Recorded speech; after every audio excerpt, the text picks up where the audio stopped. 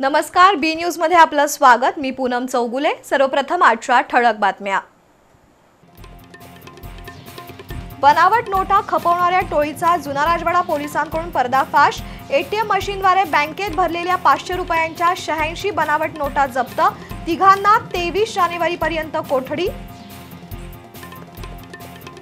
रमाई आवास योजनेच्या अनुदानाची रक्कम देण्यासाठी 10,000ची लाच घेणारा हातकणंगले पंचायत समितीचा अभियंता सापडला अँटी करप्शनच्या जाळ्यात। पहिल्या सत्रात मोठ्या वाढीनंतर सेन्सेक्सची घसरण, तर शेवटच्या सत्रात रिकव्हरीसह मार्केट बंद। गुंतवणूकदारांचं 2.11 लाख कोटी रुपयांचं नुकसान। स्थानिक गुन्हे अन्वेषण शाखेच्या पथकाची उचगाव जवळ मोठी कारवाई। सुमारे 24 लाख रुपये किमतीचा 91 किलो गांजा जप्त, तिघांना अटक। आणि कोल्हापूरच्या फुलेवाडीतील रुद्राक्षी चव्हाण या महिलेनं बनवली कंटेनरची घरं। बांधकामापेक्षा 50% कमी खर्चात सुसज्ज इमारत बनवण्याची किमया। बी न्यूज विशेष।